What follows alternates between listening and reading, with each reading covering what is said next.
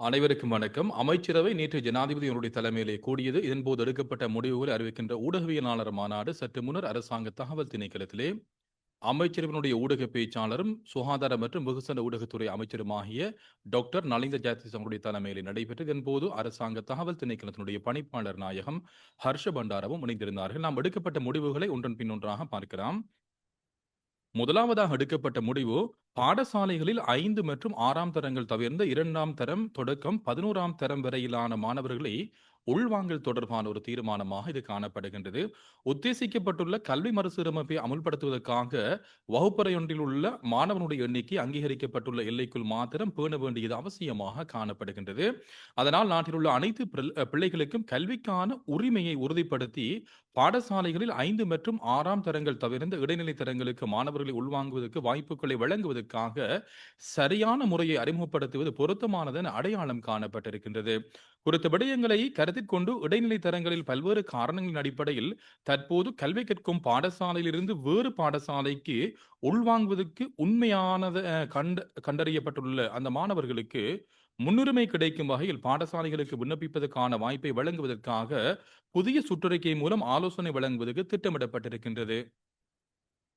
அதற்கமைய கல்வி, உயர்கல்வி மற்றும் தொழிற்கல்வி அமைச்சின் ஆலோசனை செயற்குழுவால் நியமிக்கப்பட்டுள்ள உப செயற்குழுவால் சமர்ப்பிக்கப்பட்டுள்ள விதந்துரைகளையும் கருத்தில் கொண்டு பாடசாலைகளில் 5 மற்றும் 6ஆம் தரங்கள் தவிர்ந்த 2ஆம் தரம் தொடக்கம் 11ஆம் தரம் வரை மாணவர்கள் உள்வாங்குவதற்கு ஏற்புடைய வகையில் இதுவரை வெளியிடப்பட்டுள்ள ஆலோசனை சுற்றறிகளை ரத்து செய்து அதற்கு பதிலாக புதிய ஆலோசனை சுற்றறிக்கையை வெளியிடுவதற்காக கல்வி, உயர்கல்வி மற்றும் தொழிற்கல்வி அமைச்சராக கௌரவ பிரதமர் அவர்கள் சமர்ப்பித்த யோசனைக்கு அமைச்சரவை அங்கீகாரம் வழங்கியிருக்கின்றது.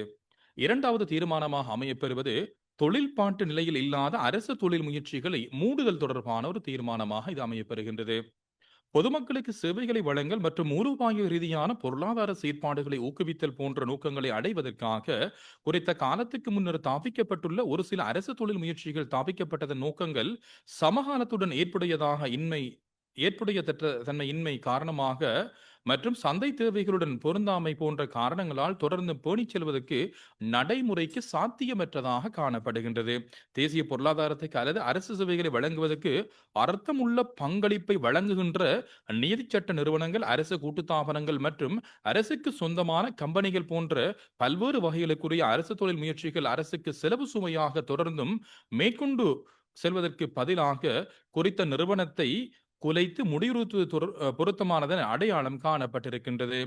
அதற்கமைய நிதி திட்டமிடல் மற்றும் பொருளாதார அபிவிருத்தி அமைச்சராக கௌரவ ஜனாதிபதி அவர்கள் சமர்ப்பித்துள்ள யோசனையை கருத்தில் கொண்டு குறித்த அமைச்சின் கீழ் தாபிக்கப்பட்டுள்ள விசேட குலைத்தல் பிரிவின் மேற்பார்வையின் கீழ் தற்போது தொழிற்பாட்டு நிலையில் இல்லாத 33 அரசு தொழில் முயற்சிகளை 2 கட்டங்களாக முறையாக குலைத்து முடிவுறுத்துவதற்காக அமைச்சரவை அங்கீகாரம் வழங்கியிருக்கின்றது.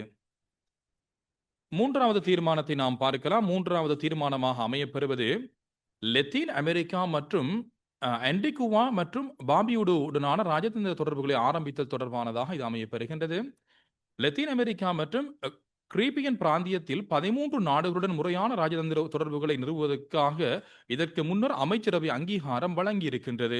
அதற்கமைய ஆன்டிகுவா மற்றும் பார்பியூடா தவிர குறித்த பிராந்தியத்தினுடைய ஏனைய நாடுகளுடன் இலங்கை அரசு தற்போது முறையான ராஜதந்திர தொடர்புகளை நிறுவுவதற்காக தற்போது தேவையான நடவடிக்கைகள் மேற்கொள்ளப்பட்டு வருகின்றன. இரு நாடுகளும் பரஸ்பர ரீதியாக அனுகூலங்களை பெற்றுக் கொள்வது மற்றும் இரு நாடுகளிலும் அரசியல், சமூக, பொருளாதார மற்றும் கலாச்சார துறைகளில் காணப்படும் நட்புறவுகள் மற்றும் ஒத்துழைப்புகளை மேம்படுத்தும் நோக்கில் இலங்கை அரசு மற்றும் ஆன்டிகுவா மற்றும் பார்பியூடா அரசுகளுக்கிடையில் ராஜதந்திர தொடர்புகளை ஆரம்பிப்பதற்கான ஒப்பந்தத்தில் கையொப்பமிடுவதற்காக வெளிவிவகார, வெளிநாட்டு வேலைவாய்ப்புகள் மற்றும் சுற்றுலாத்துறை அமைச்சர் அவர்கள் சமர்ப்பித்த இந்த யோசனைக்கும் அமைச்சரவை அங்கீகாரம் வழங்கியிருக்கின்றது. நான்காவது தீர்மானத்தை நாம் பார்க்கலாம். கெரவலப்பட்டிய சுங்க சரிபார்ப்பு நிலையத்தை அமைத்தல் தொடர்பான ஒரு தீர்மானம். இது கெரவலப்பட்டிய சுங்க சரிபார்ப்பு நிலையத்தை அமைப்பதற்காக இலங்கை காணி அபிவிருத்தி கூட்டுத்தாபனத்துக்கு சொந்தமான காணி துண்டை இலங்கை சுங்கத்துக்கு ஒப்படைப்பதற்காக 2025ஆம் ஆண்டு 3ஆம் மாதம் 17ஆம் தேதி அன்று இடம்பெற்ற அமைச்சரவை கூட்டத்தில் அங்கீகாரம் வழங்கப்பட்டுள்ளதுடன் குறித்த சுங்க சரிபார்ப்பு நிலையத்தை அமைப்பதற்கான முறைமையை தீர்மானிப்பதற்காக குழு ஒன்று நியமிக்கப்பட்டிருக்கின்றது. குறித்த குழு ஆற்றல் வளத்துடன் கூடிய வியாபார மாதிரியொன்றை தெரிவு செய்வதற்காக பொருத்தமான குறிகாட்டிகளின் அடிப்படையில் முன்மொழியப்பட்டுள்ள கெரவலப்பிட்டி சுங்க சரிபார்ப்பு நிலையத்தை அமைப்பதற்கான கருத்திட்டத்தை இரட்டை ரக அரசு தனியார் பங்குடைமை மாதிரியொன்றின் கீழ் அமுல்படுத்துவதற்கு பொருத்தமான தனியார் பங்காண்மையாளர் ஒருவரை தேர்ந்தெடுப்பதற்கான விருப்புக் கோரல் மற்றும் முன்மொழிவு கோரல் செயல்முறையை கடைபிடிப்பதற்காக நிதி திட்டமிடல் மற்றும் பொருளாதார அபிவிருத்தி அமைச்சராக கௌரவ ஜனாதிபதி அவர்கள் சமர்ப்பித்த இந்த யோசனைக்கும் அமைச்சரவை அங்கீகாரம் வழங்கியிருக்கின்றது. ஐந்தாவது தீர்மானம் சேனநாயக்க சமுத்திரத்தினுடைய மதகு கோபுரம், மதகு கதவு மற்றும் ஏனைய பகுதிகளை மீண்டும் நிர்மாணிக்கும் கருத்திட்டம் தொடர்பானதாக இது காணப்படுகின்றது. 1953 8/28 மக்களுக்கு கையளிக்கப்பட்ட சேனநாயக்க சமுத்திரத்தால் 1,20,000 ஏக்கர் வயல் காணிகளுக்கு நீர்ப்பாசனம் விநியோகிக்கப்படுவதுடன் 20 மெகாவாட் வலுக்கொள்ளடைய மின் உற்பத்தியையும் தேசிய மின் கட்டமைப்புக்கு அது வழங்குகின்றது. அதன் அணைக்கட்டு மற்றும் மதகு கோபுரத்திலும் மற்றும் மதகு கதவு மற்றும் பிரதான அணைக்கட்டுக்கு வெளியே நிர்மாணிக்கப்பட்டுள்ள வடிவமைப்பிலும் வெடிப்பு ஏற்பட்டுள்ளமையை 1992ஆம் ஆண்டில் முதல் தடவையாக அவதானிக்கப்பட்டுள்ளது.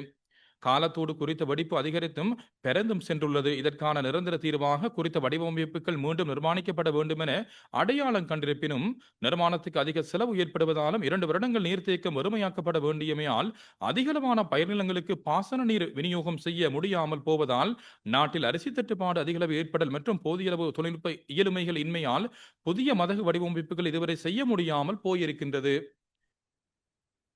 தற்போது நிலவுகின்ற இடர் மற்றும் அனர்த்தத்தின் போது ஏற்படக்கூடிய பாதிப்புகளை குறைத்துக் கொள்வதற்காக 2025 சிறுபோகத்துக்கு நீர் விநியோகம் செய்யப்பட்ட பின்னர் நீர்த்தேக்கத்தின் மொத்த கொள்ளவின் 40% பேணியவாறு முன்மொழியப்பட்டுள்ள நிர்மாணப் பணிகளை மேற்கொள்வதற்கு திட்டமிடப்பட்டுள்ளது.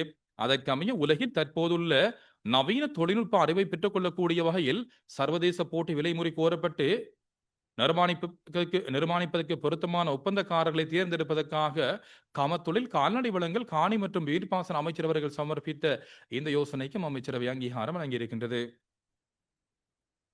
6வது தீர்மானம் 3 இலகுரக பயணிகள் கூடங்களுடன் கூடிய புகையிரதத்தை உள்நாட்டில் ஒருங்கு சேர்த்து தயாரித்தல் தொடர்பானதாக காணப்படுகின்றது. தற்போது பாவனையில் உள்ள புகையிரதங்கள் அதிகளவில் நகர பிரதேசங்கள் பயணிகள் போக்குவரத்து நடவடிக்கைகளுக்கு பயன்படுத்தப்பட்டு வருவதுடன் கிராமிய சமூகத்தினுடைய போக்குவரத்து தேவையை பூர்த்தி செய்வதற்கு தேவையான புகையிரத பேருந்துகள் சில மாத்திரம் தற்போது போக்குவரத்தில் ஈடுபடுத்தப்பட்டு வருகின்றன. ஆனாலும் தற்போதுள்ள புகையிரத நேர அட்டவணைக்கு அமைய பேருந்து புகையிரத போக்குவரத்தில் நடைமுறை ரீதியில் சிக்கல்கள் காணப்பட்டும் வருகின்றன. அத்துடன் போதியளவு பயணிகளுடைய எண்ணிக்கையின்மையால் நகர் பிரதேசங்களில் போக்குவரத்தில் ஈடுபடுத்தப்பட்டுள்ள புகையிரதங்களை கிராம பிரதேசங்களில் சேவையில் ஈடுபடுத்துவது பொருளாதார ரீதியாக பயனுள்ள வகையில் அமையாதென கண்டறியப்பட்டு இருக்கின்றது.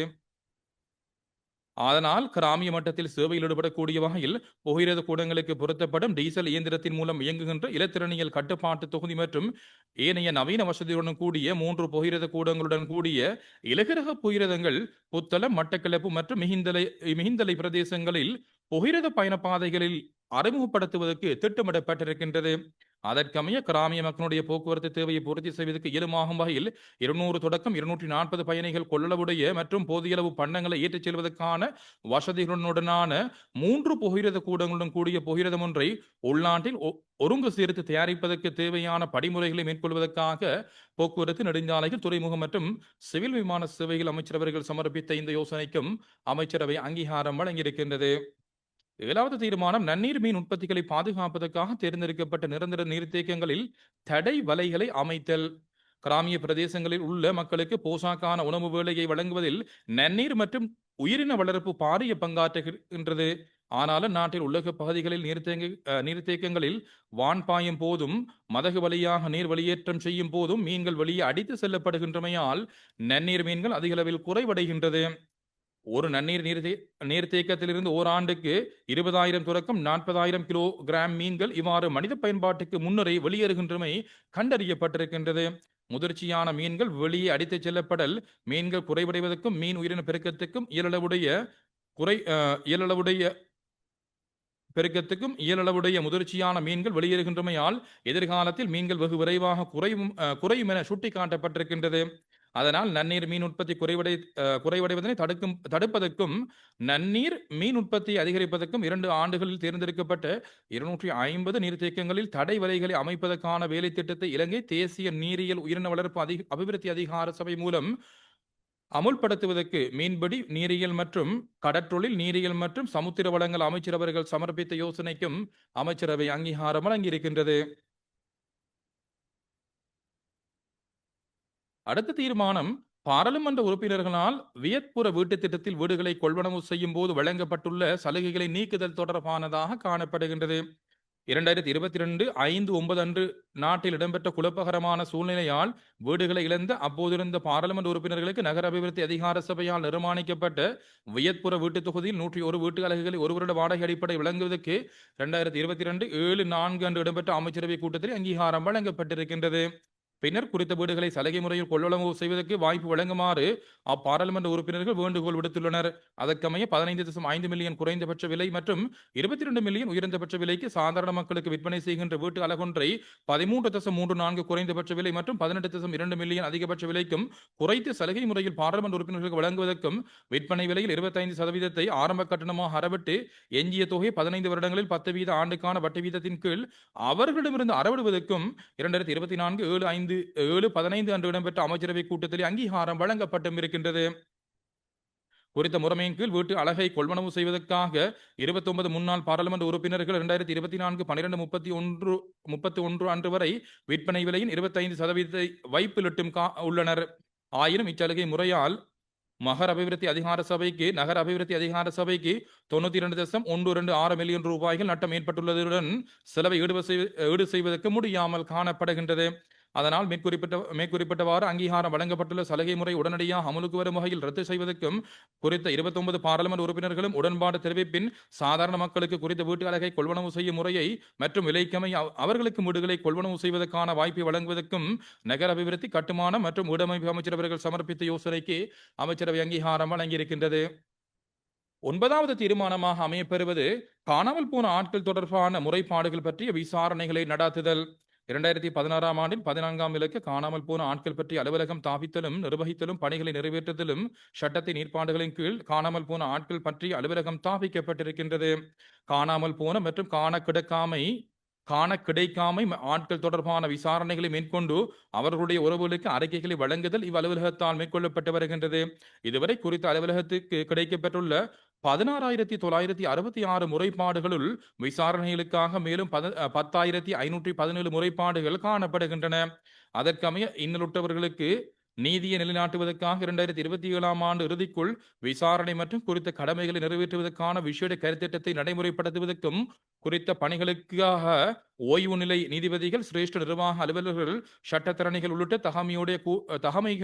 தகமைகளை கொண்ட 25 நபருடன் கூடிய உப பணிக்குழு 25 குழுக்களை நியமிப்பதற்கும் நீதி மற்றும் தேசிய ஒருமைப்பாட்டு அமைச்சர் அவர்கள் சமர்ப்பித்த இந்த யோசனைக்கும் அமைச்சரவை அங்கீகாரம் வழங்கியிருக்கின்றது. 10வது தீர்மானம் தேசிய கலாபவனத்தை மேம்படுத்தி பாதுகாக்கும் கருத்திட்டத்தை துரிதமாக பூர்த்தி செய்தல். தேசிய கலாபவனத்தை பாதுகாக்கும் கருத்திட்டத்தின் பணிகள் இலங்கை கடற்படையால் மேற்கொள்ளப்பட்டு வருவதுடன் கருத்திட்டத்தின் அனைத்து பணிகளும் 2024 ஆண்டில் பூர்த்தி செய்வதற்கு 2024 2/19 அன்று இடம்பெற்ற அமைச்சரவை கூட்டத்தில் அங்கீகாரம் வழங்கப்பட்டிருக்கின்றது. ஆயினும் குறித்த பணிகள் கடந்த வருடத்தில் முழுமையாக பூர்த்தி செய்வதற்கு இயலாமல் போயுள்ளதுடன் 2025 ஆண்டின் வரவு செலவு திட்டத்தின் கீழ் அதற்காக 120 மில்லியன் ரூபாய்கள் நிதி ஒதுக்கீடு செய்யப்பட்டுள்ளது. ஆனாலும் கருத்திட்டத்தினுடைய வேலைகளை முழுமையாக பூர்த்தி செய்வதற்காக குறித்த நிதி ஒதுக்கீடு போதாமை காரணமாக மேலும் 32 மில்லியன் ரூபாய்கள் நிதி தேவைப்படுகின்றமை கண்டறியப்பட்டிருக்கின்றது. அதற்கமைய தேசிய கலாபவனத்தை நவீனமயப்படுத்தல் பணிகளை துரிதமாக பூர்த்தி செய்வதற்காக மேலதிக வரவு செலவு திட்ட நிதி ஒதுக்கீடு தொடர்பாக புத்த சாசனம், சமய மற்றும் கலாச்சார விவகார அமைச்சர் அவர்கள் சமர்ப்பித்த இந்த யோசனைக்கும் அமைச்சரவை அங்கீகாரம் வழங்கியிருக்கின்றது. 11வது தீர்மானம் இலங்கை கோள் மண்டலத்தினுடைய புனரமைப்பு மற்றும் நவீனமயப்படுத்தல் பணிகளை மேற்கொள்ள தொடர்பானதாக காணப்படுகின்றது. அதன் அடிப்படையில் முன்னுரை பொருத்தப்பட்ட கொங்கிரீட் தொழில்நுட்பம் தொடர்பான விசேட அறிவு கொண்டுள்ள முன்னுரிமை அரசு நிறுவனமான தேசிய பொறியியல் ஆராய்ச்சி மற்றும் அபிவிருத்தி நிலையம் NERD அந்த நிறுவனத்துக்கு குறித்த பணிகளை ஒப்படைப்பதற்காக விஞ்ஞானம் மற்றும் தொழில்நுட்ப அமைச்சர் அவர்கள் சமர்ப்பித்த யோசனைக்கும் அமைச்சரவை அங்கீகாரம் வழங்கியிருக்கின்றது. அடுத்த 12வது தீர்மானம் 1980 ஆண்டின் இலங்கை சந்தைப்படுத்தல் நிறுவனம் சட்டத்தை திருத்தம் செய்தல் தொடர்பானதாக காணப்படுகின்றது. கைத்தொழில் மற்றும் தொழில் முயற்சி அமைச்சர் அவர்கள் சமர்ப்பித்த இந்த யோசனைக்கும் அமைச்சரவை அங்கீகாரம் வழங்கியிருக்கின்றது. 13வது தீர்மானம் 1956 ஆண்டின் 47ஆம் இலக்க பெண்கள், இளம் ஆட்கள் மற்றும் சிறுவர்களை தொழிலுக்கு அமர்த்தல் சட்டத்தின் கீழ் தவறுகளுக்கு ஏற்புடைய அபராத தொகையை திருத்தம் செய்தல் தொடர்பானதாக காணப்படுகின்றது. இந்த சட்ட ஏற்பாடுகளின் கீழ் தற்போது விதிக்கப்படுகின்ற குறைந்தபட்ச தண்டப்பணம் அதேபோன்று தண்டனைகள் காலத்துக்கு ஏற்ப இற்றைப்படுத்த வேண்டிய தேவைப்பாடு காணப்படுவதன் காரணமாக இதனை திருத்தம் செய்வதற்கு அமைச்சரவை அங்கீகாரம் வழங்கியிருக்கின்றது. தொழில் அமைச்சர் அவர்கள் சமர்ப்பித்த இந்த யோசனையை கருத்தில் கொண்டு அமைச்சரவை இதனையும் திருத்தம் செய்வதற்கு அங்கீகாரம் வழங்கப்பட்டிருக்கின்றது.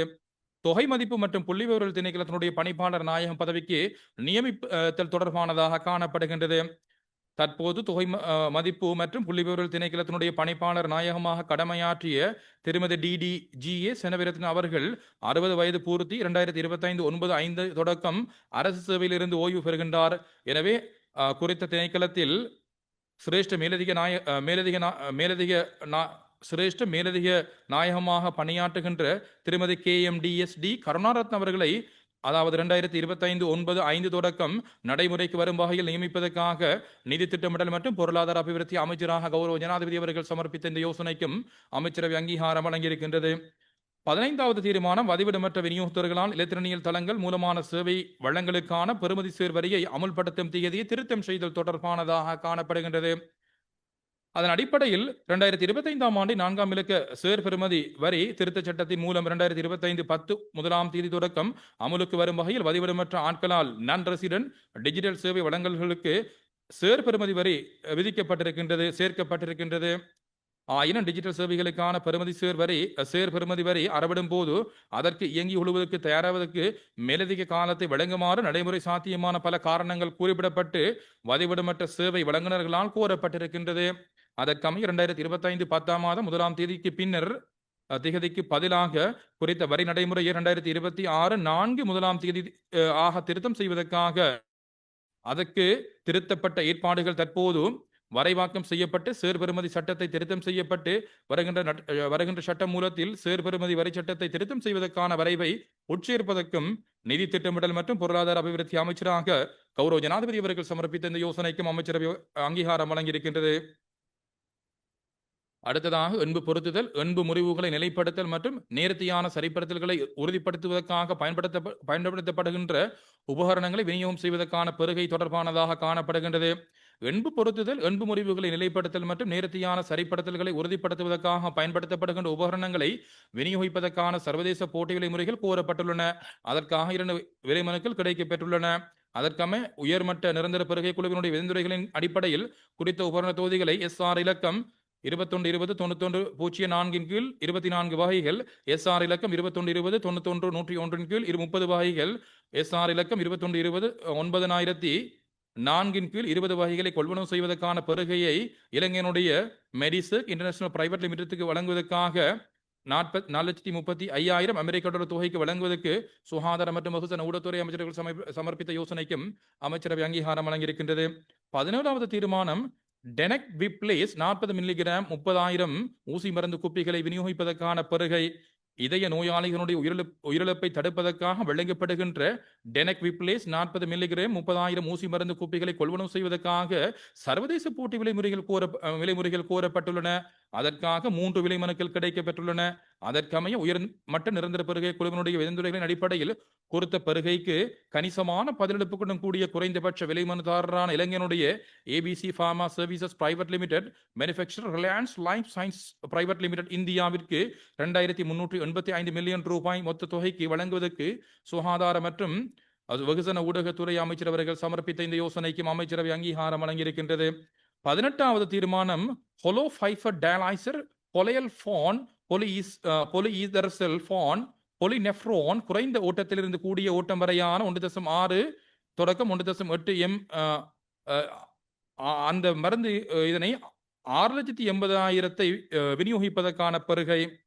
அதன் அடிப்படையில் குறைந்தபட்ச விலை மனுதாரரான இந்தியாவினுடைய குறைந்தபட்ச விலை மனுதாரரான சீனாவின் பயன் மெடிக்கல் எக்யூப்மெண்ட் கம்பெனி லிமிடெடுக்கு 2.07 மில்லியன் அமெரிக்க டாலர்களுக்கு வழங்குவதற்கு சுகாதார மற்றும் வெகுஜன ஊடகத்துறை அமைச்சர் அவர்கள் சமர்ப்பித்த இந்த யோசனைக்கும் அமைச்சரவை அங்கீகாரம் வழங்கியிருக்கின்றது. அடுத்த தீர்மானம் குருதினால ஊசியேற்ற பயன்பாட்டுக்கான ஹியூமன் இம்யூனோகுளோபின் BP 5-6 கிராம் 1,20,000 ஊசி மருந்து குப்பிகளை விநியோகிப்பதற்கான பெருகையாக இது காணப்படுகின்றது. குறித்த விடயத்தை குறைந்தபட்ச விலை மனுதாரரான இந்தியாவுடைய ரிலையன்ஸ் லைஃப் சயின்சஸ் பிரைவேட் லிமிடெட்டுக்கு 10.506 மில்லியன் அமெரிக்க டாலர்களுக்கு வழங்குவதற்கு சுகாதார மற்றும் வெகுஜன ஊடகத்துறை அமைச்சர் அவர்கள் சமர்ப்பித்த யோசனைக்கு அமைச்சரவை அங்கீகாரம் வழங்கியிருக்கின்றது. இவைதான் அமைச்சரவை தீர்மானங்கள். ஊடகவியலாளர்கள் கேட்ட கேள்விகளும் அமைச்சரவை பேச்சாளர் வழங்கிய பதில்களையும் நாங்கள் சுருக்கமாக பார்க்கலாம்.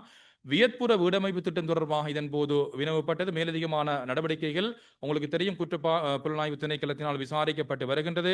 சாதாரண மக்களுக்கு ஒரு வீடு எவ்வாறு வழங்கப்படுகின்றதோ அந்த முறைமைக்கு அமைய அந்த கோரிக்கை விடுக்கப்பட்ட 29 முன்னாள் பாராளுமன்ற உறுப்பினர்களுக்கும் அதனை பெற்றுக்கொள்வதற்கான வாய்ப்பு உள்ளதாக இதன்போது அமைச்சரவை பேச்சாளர் தெரிவித்திருந்தார். சலுகை அடிப்படையில் அந்த வீட்டை வழங்குவதற்கு ஏற்கனவே அதாவது முன்னாள் ஜனாதிபதி ரணில் விக்ரமசிங்கே அவருடைய ஆட்சி காலத்திலே இருந்த அமைச்சரவை வழங்கிய அந்த சலுகை விலை அடிப்படையில் முன்னாள் பாராளுமன்ற உறுப்பினர்களுக்கு அந்த வீட்டு தொகுதியை வழங்குவதற்கான அந்த கேபினட் அமைச்சரவை பத்திரம் ரத்து செய்யப்பட்டுள்ளதாக இதன்போது அமைச்சரவை பேச்சாளர் தெரிவித்திருந்தார்.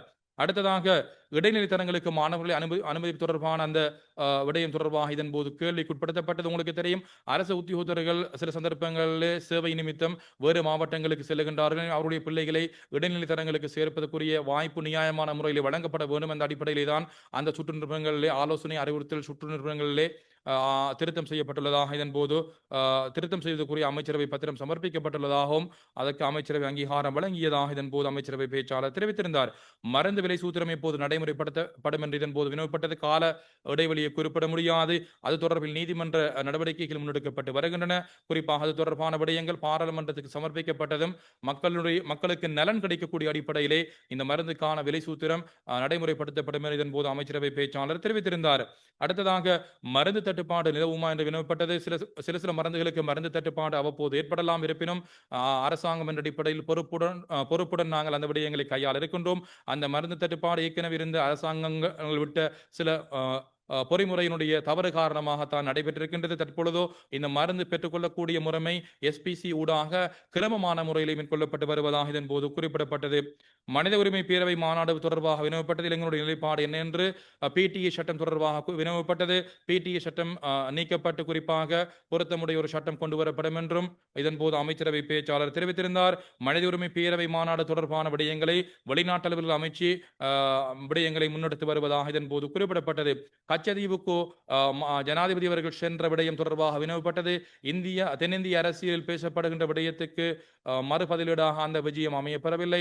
நாட்டுடைய தலைவரின் அடிப்படையிலே கச்சதீவுக்கு சென்றிருக்கின்றார். சுற்றுலா தலமாக கச்சதீவை மாற்றுவதற்குரிய செயற்பாடுகள் முன்னெடுக்கப்பட்டு வருவதாக இதன் போது அமைச்சரவை பேச்சாளர் தெரிவித்திருந்தார். சங்கை மாநாடுக்கு இலங்கை ஏன் செல்லவில்லை என்று வினவப்பட்டது. ஜனாதிபதி அவர்கள் குறிப்பாக வெளிநாட்டு பயணங்கள் பல செல்ல இருக்கின்றார். எனவே அந்த கடமை நிமித்தம் கடமை பளு காரணமாக அந்த மாநாட்டிலே பங்கு பெற்ற இயலவில்லை என்ற அடிப்படையில் கருத்துக்கள் பரிமாறப்பட்டது. அடுத்ததாக அந்த பாதாள உலக கோஷ்டியினர் இந்தோனேசியாவிலிருந்து கொண்டு வரப்பட்டது தொடர்பாக வினவப்பட்டது. இது முக்கியமான ஒரு புலனாய்வு அல்லது சுற்றி வளைப்பாக காணப்படுகின்றது. எனவே உண்மையிலே இது தொடர்பான விசாரணைகள் குற்ற புலனாய்வு திணைக்களம் மேற்கொண்டு வருகின்றது.